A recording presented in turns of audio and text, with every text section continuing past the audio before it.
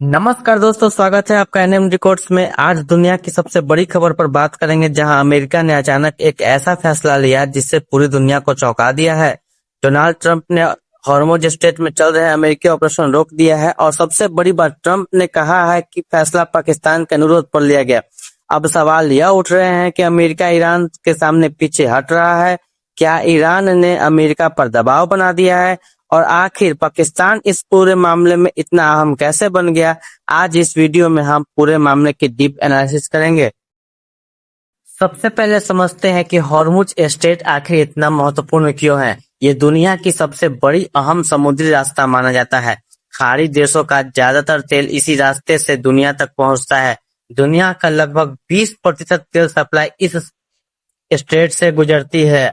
अगर यहाँ तनाव बढ़ता है तो रास्ता बंद होता है तो पूरी दुनिया में तेल की कीमतें बढ़ सकती हैं। चीन, जापान और यूरोप जैसे देशों की आर्थिक व्यवस्था भी इससे प्रभावित होती है। यही वजह है कि अमेरिका हमेशा इस इलाके में अपनी सैन्य मौजूदगी बनाए रखता है। दूसरी तरफ ईरान भी इस स्ट्रेट को अपनी रणनीतिक ताकत मानता है। तनाव बढ़ने के बाद अमेरिका ने प्रोजेक्ट फ्रीडम नाम का ऑपरेशन शुरू किया। अमेरिका का दावा था कि इसका मकसद फंसे हुए जहाज को सुरक्षित बाहर निकालना और व्यापार को सामान्य करना है। इसके लिए अमेरिकी नौसेना को इलाके में तैनात किया गया, लेकिन कई एक्सपर्ट्स का मानना है इसका असली मकसद ईरान पर दबाव बनाना था। अमेरिका दुनिया को यह संदेश देना चाहता है कि वह वैश्विक तेल सप्लाई को सुरक्षित रख सकता है। इस ऑपरेशन को लेकर दुनिया भर की नजरें अमेरिका पर टिकी थी। लेकिन सिर्फ 24 घंटे बाद ट्रंप ने अचानक बड़ा यू टर्न ले लिया। उन्होंने घोषणा की कि प्रोजेक्ट फ्रीडम को कुछ समय के लिए रोक दिया जाएगा। ट्रंप ने कहा कि ईरान के साथ समझौते की दिशा में अच्छी प्रगति हुई है। इसके साथ ही उन्होंने पाकिस्तान का नाम लेकर कहा कि पाकिस्तान ने मध्यस्थता की भूमिका निभाई। यहीं से पूरी दुनिया हैरान हो गई, क्योंकि एक तरफ अमेरिका ताकत दिखा रहा था और दूसरी तरफ अचानक बातचीत और समझौते की बात होने लगी। इस फैसले ने अमेरिकी रणनीति पर कई सवाल खड़े कर दिए हैं। ईरान की सरकारी मीडिया ने इस फैसले को अपनी बड़ी जीत बताया है। ईरान का कहना है कि अमेरिका हॉर्मुज स्ट्रेट को पूरी तरह नियंत्रित नहीं कर पाया।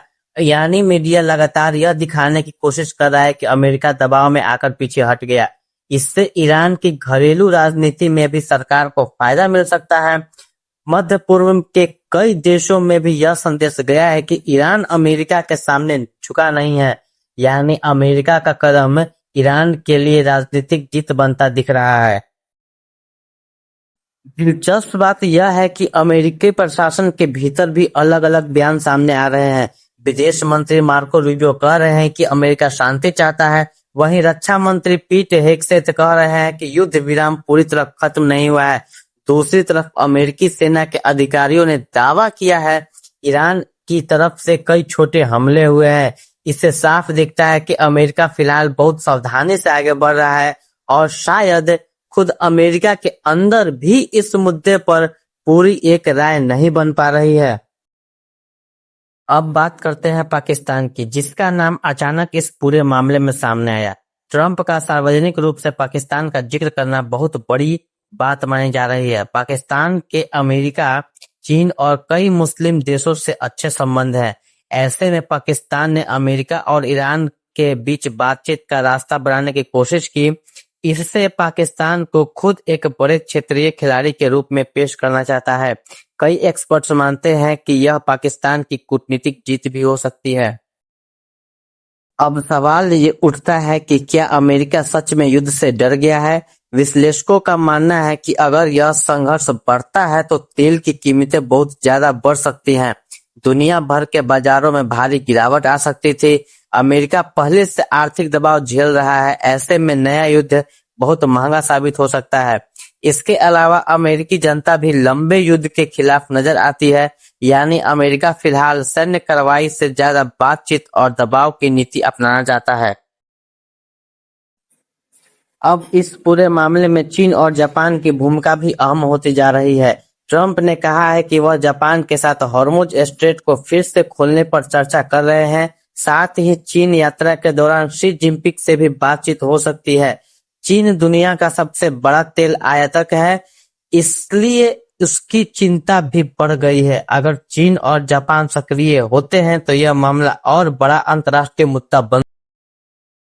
तो कुल मिलाकर स्थिति अभी पूरी तरह शांत नहीं हुई है। अमेरिका ने ऑपरेशन जरूर रोका है, लेकिन सैन्य विकल्प अभी भी खुले हैं। ईरान इससे अपनी जीत बता रहा है।